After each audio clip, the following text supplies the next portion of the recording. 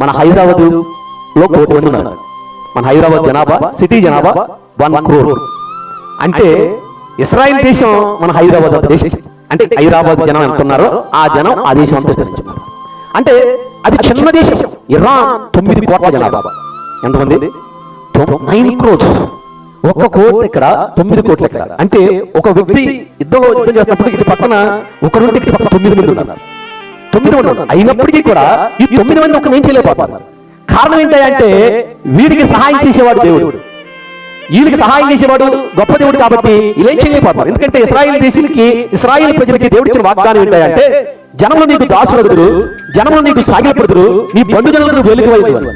అంటే దేవుడు వారిని కాపాడుతా అన్నాడు, కృప చూపిస్తా అన్నాడు. కాబట్టి ఎన్ని మంది ఉన్నా కూడా ఇశ్రాయేలు దేశాన్ని ఏం చేయలేకపోతున్నారు. ఇరాన్